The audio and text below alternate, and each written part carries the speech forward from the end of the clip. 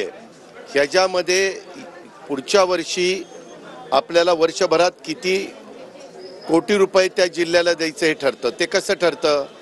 तिथलं भौगोलिक क्षेत्र, तिथली लोकसंख्या, तिथलं पर कॅपिटल उत्पन्न, तिथला मानव विकास निर्देशांक, अशा या सगळ्या गोष्टी आपण एकत्र करतो आणि त्या पद्धतीनं ठरवतो।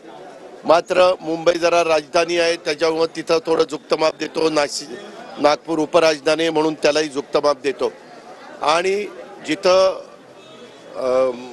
आकांक्षित जिल्हे आहेत किंवा तालुके आहेत तिथं पण आम्हाला जास्तीचा निधी द्यावा लागतो। ह्या सगळ्या गोष्टी आहेत। मी बघितलं तिथं टीव्हीला रायगडच्या एकाही आमदाराला बोलवलं नाही। अरे पण बोलवलंच नव्हतं ना मीटिंगला। मी तिथं दोन्ही मंत्री म्हणजे आपले गोगावले साहेब आणि आदिती तटकरे यांनाच बोलवलेलं होतं। त्याला पालक सचिव असतात, त्याला जिल्हाधिकारी असतात, त्याला मुख्य कार्यकारी अधिकारी असतात, त्याला DPO असतो। काही बघायचं नाही, काही नाही, बातम्या सुरू करायच्या। ही मीटिंग ही DPCची जिल्ह्याचा वार्षिक आराखडा बनवण्याची मीटिंग होती।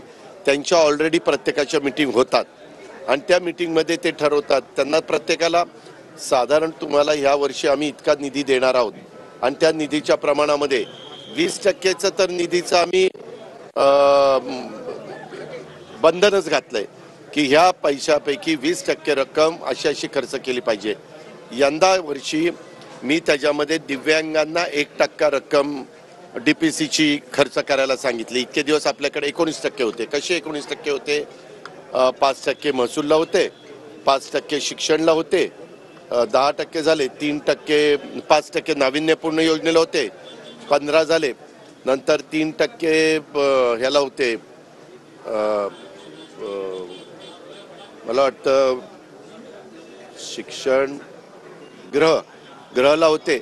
असे 18-19% होते आणि आज 20%ची ऑर्डर काढली 1%ची दिव्यांग, कारण तोही वर्ग मोठा आहे, त्यांनाही DPCच्या निमित्तानं काही महत्त्वाच्या गोष्टी करायच्या असतील तर त्या तिथं राबवता आल्या पाहिजेत। अशा प्रकारचा निर्णय आपण